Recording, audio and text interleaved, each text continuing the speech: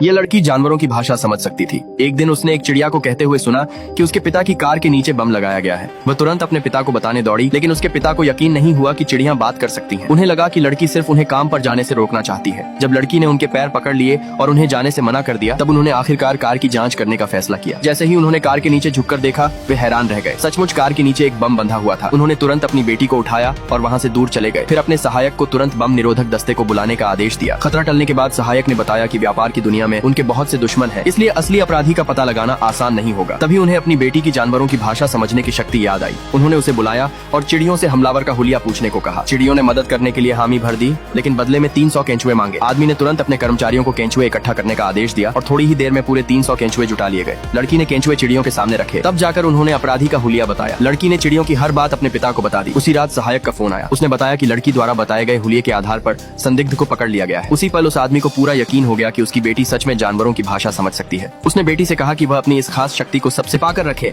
वरना बुरे लोग उसे पकड़कर उस पर प्रयोग कर सकते हैं। लड़की ने आज्ञाकारी होकर हाँ कह दी। अगली सुबह जब लड़की अभी सो रही थी, तभी एक छिपकली उसके बिस्तर पर चढ़कर उसे जगाने लगी। उसने बताया कि बाहर 2 चिड़ियां उससे बहुत जरूरी बात करना चाहती हैं। लड़की तुरंत बाहर चली गई। चिड़ियों ने बताया कि उसका दिव्यांग चाचा पिछले 3 दिनों से नदी किनारे बैठा था और आज उसने अचानक अपनी व्हील चेयर को धक्का देकर खुद नदी में छलांग लगा दी। ये सुनते ही लड़की तुरंत अपने पिता के पास भागी, लेकिन पिता ने देखा कि उसने चप्पल भी नहीं पहनी थी, इसलिए उसे गोद में उठाकर उसका चेहरा धोने लगे। लड़की ने जल्दी से खुद को छुड़ाया और कहा कि चाचा मुसीबत में है। ये सुनते ही आदमी एक पल भी रुके बिना अपनी बेटी को लेकर निकल पड़ा। उन्हें यह नहीं पता था कि चिड़ियां किस नदी की बात कर रही थीं, इसलिए लड़की ने चिड़ियों से कहा कि वे कार के आगे आगे उड़कर रास्ता दिखाएं। कुछ ही देर में वे नदी के किनारे पहुंच गए। वहां पहुंचते ही आदमी की नजर अपने भाई की व्हील चेयर पर पड़ी। उसने तुरंत अपनी जैकेट उतारी, बेटी से किनारे पर रुकने को कहा और नदी में कूदकर अपने भाई को ढूंढने लगा। उसी समय 2 मछलियां